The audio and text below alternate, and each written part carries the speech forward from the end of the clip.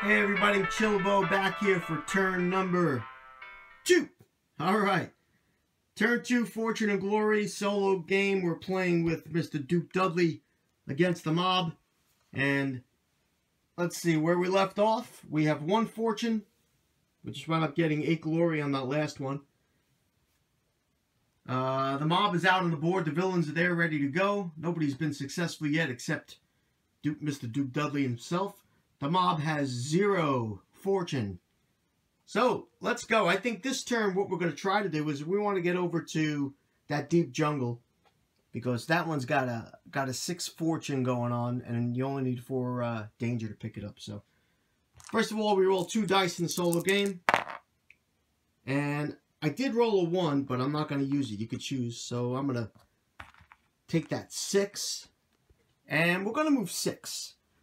I want to get to a major city because we're going to sell this this artifact. So we got 1, 2, and 3 into Paris. So we're in Paris. So basically what we do now is it's our adventure phase because there's only one guy playing the game.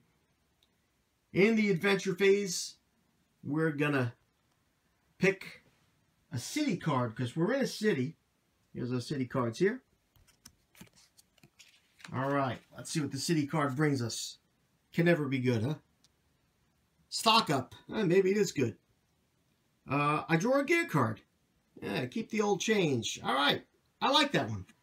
So let's discard that city card. We'll draw a gear and see what we get for our gear card. And it looks like we got an old monocle. Oh, that's perfect for Mr. Duke Dudley. Gives me a cunning of +1. Why, of course, it's elementary. So, Mr. Holmes. All right, anybody with a monocle apparently is very smart. I'll take my glasses off and get a monocle. All right, so our cunning has gone to a 4. And, of course, our fight is a 5. And you're only allowed to carry no more than 3 gear cards. So, I already have 2. So, 1 more gear is going to be our limit. All right. That's what we got so far. Let's get on with the game. That's the city card that we drew. Tells us to draw a gear card. We did. And now we're ready to interact with the city.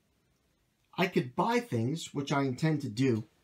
Now, because the mob is in the game, gear, allies normally cost 5 gold each. But in the mob game, the gear costs an additional 2 gold. So it's going to be 7 gold, or 7 glory, to buy a gear card. Allies are still 5, and any of the common items that I want to buy is going to cost me an additional 2 as well. So, because the mob has got this vig on the cities, you know, everybody's got to pay their fare.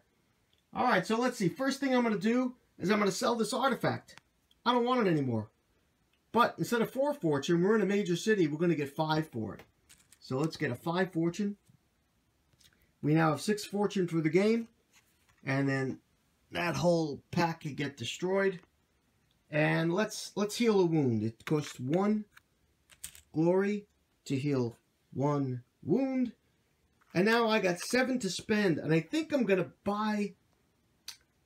You know what? I'm going to spend 5 and I'm going to buy an ally. Let's see who we can take with us on our little trek here. Oh, very nice.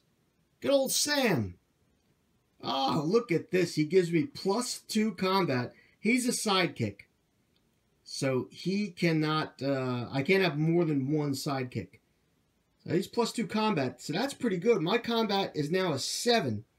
And he gives me a defense of +1. So now my defense is 2. I get to ignore 2 hits before I take any wounds. So that is just awesome. Sam, welcome to the game. We love you, Sam. All right. On to the villain phase. All right, the villains draw an event card. Here's the villain event, Volcanic Eruption. Well, it sounds more like an Earth event. Unless the mob has something to do with volcanoes. All right, villain event. Any hero in a mountain space immediately takes D6 hits. Well, if we look up, we are in a city, and there's no mountains over there anyway. So, we're in good shape. What else does it say? Any temple in a mountain space immediately gains an instability marker. Well, let's see. Uh-oh. We got one temple. Uh-oh. Poor Mr. Icebox Eddie. Alright, he's at a temple. He's in a mountain space. It gains an instability marker and must roll for collapse. I will explain how that works. Here's a collapse token right here. We're going to go put it on the mine. And now, for each collapse token that's on there, we get to roll that many dice. So there's only one. And we have one die. If I roll a 1, it collapses down on his head, and I hope it does. And it does not. But this will only get worse now because it's very unstable. So every 3 dangers he picks now is going to add another collapse token to it. Then I'd have to roll 2 dice, and so on, and so on, and so on. Alright, so that was the villain event, which was really a villain event because it was only an event for the villains. Ha ha. Alright, here we go. On to the outposts. We have to roll, well, we don't want to roll a 4, 5, or 6. If we do, and we do. So, we got a mobster comes out, and let me draw a random city card. Alright, our random city card here is Moscow. You'll see up top is the locations and at the bottom of the city. So he's going to Moscow.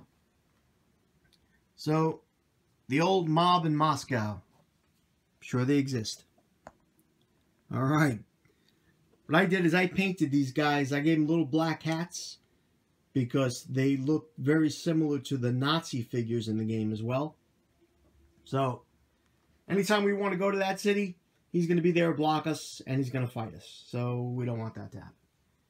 All right, we're also back to the second hideouts that they have. The second outpost is a hideout. They only have 1, so they get 1 more fortune added. Now they have 2. Once they get a 3rd, the track moves up. All right, here we go. Now we have the villain adventure phase. And it looks like Icebox Eddie is up first. He's always going to be up first because he's our star villain. He's going to roll his 3 search dice. Here we go. Alright, he has 1 success with that 4. So all that simply means is the mobs take a fortune, but guess what? That fortune gives them 3. So we take the 3 off here, put it away, and we move them up 1 on the track. Alright, so they got 1. That's also a danger that we're going to put on the temple. So they have 1 danger on there. Once they get 3, we add another collapse marker and got to roll straight away for a collapse.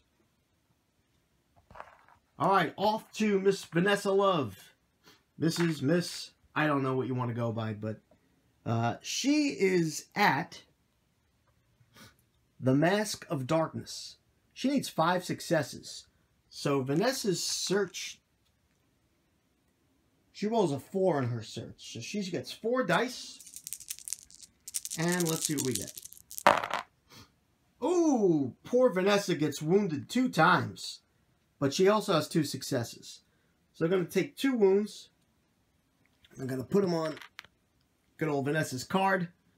But she also gets 2 successes, so we're going to grab 2 successes. And we're also going to give her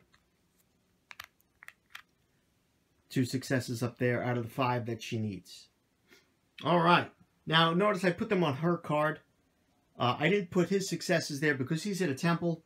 And you want to keep track of the successes on a temple on the temple card itself. Because everyone drawing off that temple is going to add a danger marker to it.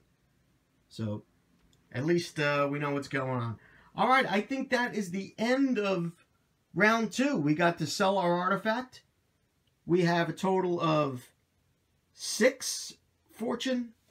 The mob has 1. We're on our way to 15. That's pretty good. And the mob's got to get to 20. That's it. We have no knockouts. Nobody to stand up. And we don't have to replenish any of our artifacts.